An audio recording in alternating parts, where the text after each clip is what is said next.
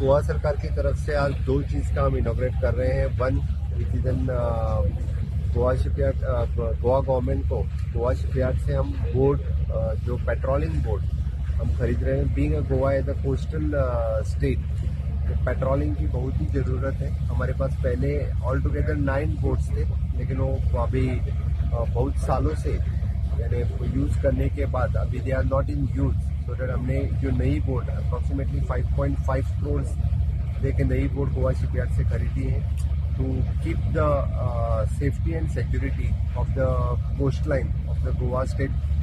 इसलिए इस बोट का हम यूज़ करेंगे। हमारी कोस्टल पुलिस अच्छी तरह से इसका यूज़ करेंगे।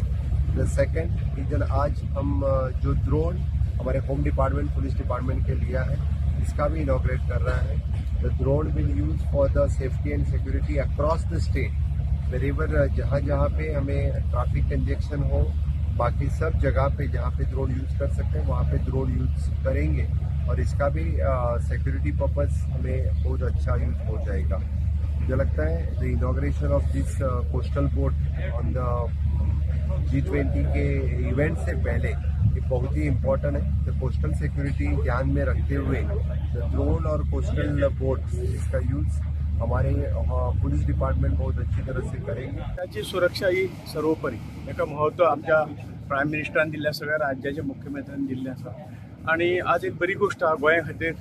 गोवा ही अशे तरेचो एक इंटरनॅशनल टुरिस्ट ह्या तरेचे लोक हांगा येतात आनी त्या सगळ्या बाबतीत आमी दक्ष रावप आनी त्या खातीर ह्या जी काही आज बोटीची इनॉग्रेशन करतात एक उत्कृष्ट अशी बोट गोवा शिपयार्डान तयार केल्ली आसा। त्यामुळे आमची सुरक्षीत आनी इल्ली मजबूती आयल्या आनी ती मजबूती दिवपाची आमी फुडें चाळणी दिवपाचे प्रयत्न चालू आसतले, बिकॉज एकूच अशें आयकूंक येयला ना। आनी हळू आतां सुरवात जाल्ली आसा आनी गरज पडल्यार आनी हें करतले, सुरक्षे कडेन कॉम्प्रोमायज ना।